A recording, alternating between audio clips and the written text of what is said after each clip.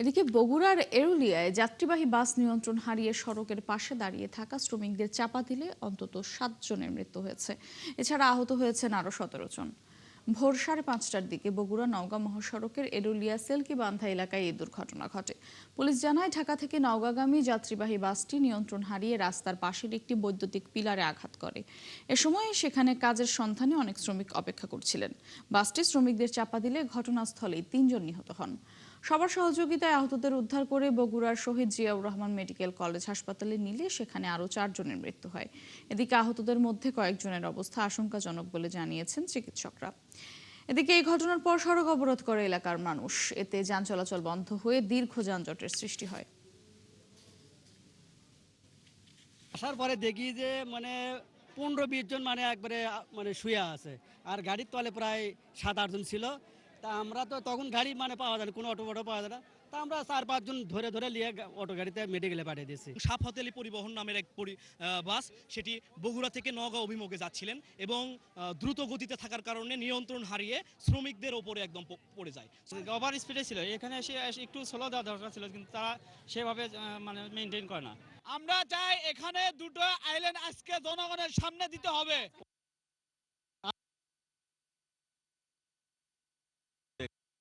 একটা হাট বসে, কামলার একটা হাট বসে, সে আজকেও সে হাটটা বসেছিল।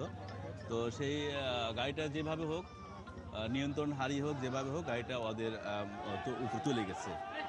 জায়গাতেই ডেথ হয়েছে 3 জন, তারপরে হচ্ছে আরও 3 জন মেডিকেলে হয়েছে, আরও আহত হয়েছে প্রায় 10-15 জন মতো।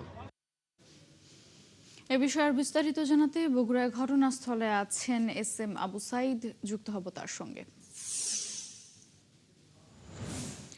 সাইদ, ঘটনাস্থলের এই মুহূর্তের চিত্র জানাবেন। এছাড়া যে দীর্ঘ যানজটের কথা আমরা দেখছিলাম, যে সড়ক অবরোধ করা হয়েছে, সেটি কি এখনো চলমান রয়েছে? সবশেষ পরিস্থিতি কি দেখছেন?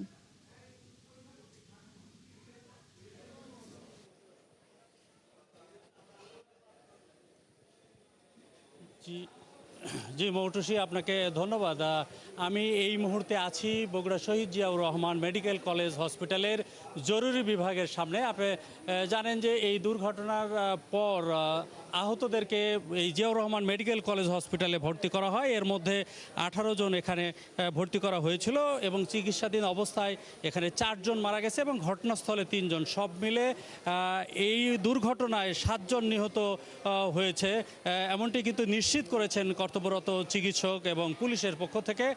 আর এই যানজট প্রসঙ্গে যেটা আপনি বলছিলেন, যে মহাসড়কে গাড়ি চলাচল বন্ধ হয়ে গেছে, স্থানীয় লোকজন কিন্তু তারা দাবি করেছেন যে তাদের যে দাবি, সেই দাবিটা সেখানে স্পিড ব্রেকার নির্মাণ করা, এবং সেইটা নির্মাণের দাবিতে এখন পর্যন্ত সেটা বহাল আছে এবং স্থানীয় পুলিশ প্রশাসন সেখানে কিন্তু তাদের বোঝানোর চেষ্টা করছে এবং এর ফলে রাস্তার দুই পাশে বিশাল যানজট এখনও আছে এবং স্থানীয়দের দাবি যে এইটা নিশ্চিত না হওয়া পর্যন্ত তারা অবরোধ প্রত্যাহার করবে না। আর সব মিলে ডাক্তাররা যে কথাটি বলছেন, যে হসপিটালে যে সকল রোগীরা আছে তাদের অবস্থা এখনও অনেকটাই গুরুতর এবং শেষ পর্যন্ত অপেক্ষা করতে হবে এই দুর্ঘটনায় নিহতর সংখ্যা কোথায় গিয়ে দাঁড়ায়।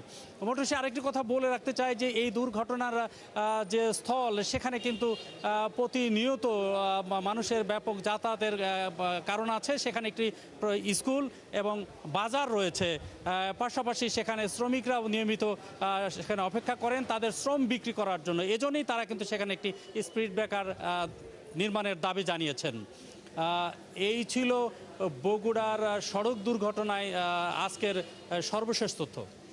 ধন্যবাদ আবু সাইদ আপনাকে। আপনি খোঁজখবর রাখবেন, পরবর্তীতে আপডেট জানতে যুক্ত হব আবার আপনার সঙ্গে। দর্শক, বগুড়া থেকে যুক্ত ছিলেন সহকর্মী আবু সাইদ।